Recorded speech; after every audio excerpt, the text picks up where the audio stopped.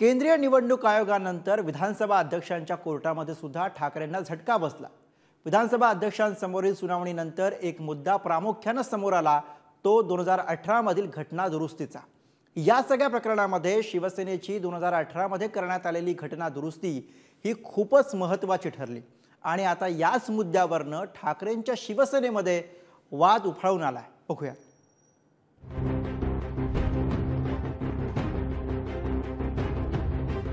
शिवसेना आमदार अपात्रतेचा निर्णय एकनाथ शिंदेंच्या बाजूने लागलाय। एकनाथ शिंदेंचा गट मूळ शिवसेना आहे असं शिक्कामोर्तब विधानसभा अध्यक्षांकडून करण्यात आलं। या सगळ्या प्रकरणात शिवसेनेची 2018 मध्ये करण्यात आलेली घटना दुरुस्ती खूपच महत्त्वाची ठरली।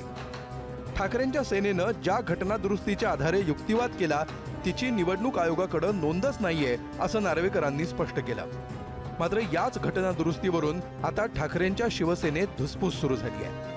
2018ला पक्षाच्या घटनेतील बदलांची निवडणूक आयोगात नोंद का नाही यावरून पक्षात खडाजंगी झाल्याचं बोललं जात आहे। 2018ला पक्षाच्या घटनेतील बदलांची निवडणूक आयोगात नोंद का नाही असा ठाकरे गटातील नेत्यांचा सवाल आहे। घटनेतील बदल, संघटनात्मक रचना, निवडणूक आयोगाशी पत्रव्यवहार यामध्ये त्रुटी का आढळल्या?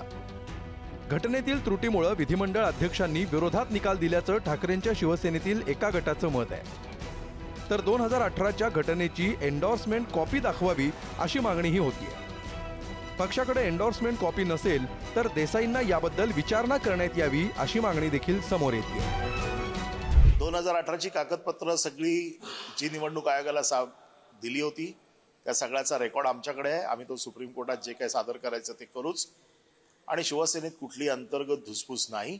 शिवसेनेत आम्ही सगळे एकत्र लढू आणि जे काही आम्ही लढवाई लोक आहोत ते शेवटपर्यंत या बाबतीत लढत राहू। पक्षप्रमुख झाल्यानंतर किंवा जे पद तुम्हाला 18च्या नंतर जे काही 12ला नंतर 18ला हे झालं त्याचे कागदपत्र बनवण्याची जबाबदारी कुठल्या अनिलची होती? कुठल्या अनिलनी तुम्हाला न सांगता या सत्ता संघर्षाच्या केस मधल्या ॲफिडेव्हिटचं एक पान बदललं? ह्या कुठल्या अनिलनी केलं? आणि याच लोकांना तुम्ही याच लोकांच्या जोरावर की याच लोकांच्यामुळे तुम्ही राणे साहेब, राज साहेब, एकनाथ शिंदे साहेब आणि असंख्य निष्ठावान बाळासाहेबांच्या शिवसैनिकांना दूर केलंय।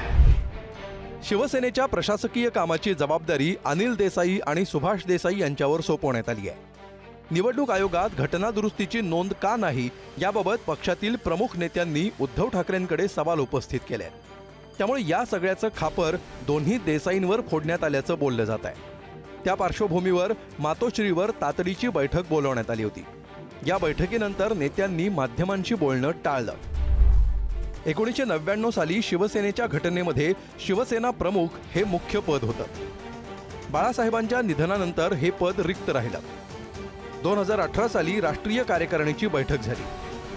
या बैठकीत शिवसेना पक्षप्रमुख हे नवीन पद घटनेत समाविष्ट केलं।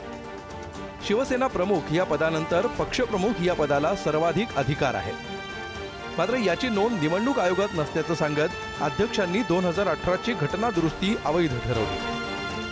आमच्याकडे काही धुसफूस नाही। महत्त्वाचं म्हणजे आज बैठकीपेक्षा सुद्धा कालच्या निकालाच्या नंतर काही लोकांना असं मनापासून वाटलं की नाही भेटलं पाहिजे म्हणून फक्त आणि फक्त आम्ही भेटायला म्हणून आलो होतो। अशी काही बैठक वगैरे असा काही प्रकार नाही। एकनाथ शिंदेंच्या बाजूने निर्णय लागल्यामुळे आता ठाकरेंच्या शिवसेनेचं काय होणार असा प्रश्न निर्माण होतोय। परिणामी ठाकरेंच्या शिवसेनेत या ना त्या कारणानं वाद उफाळू शकतो असं बोललं जात आहे। घटना दुरुस्तीचा मुद्दा हा वादाचं पहिलं पाऊल ठरण्याची शक्यता आहे। त्यामुळे आता या निमित्तानं ठाकरेंच्या शिवसेनेत काय काय घडतं हे बघणं महत्त्वाचं असेल। चेतन सावंत, पुढारी न्यूज, मुंबई।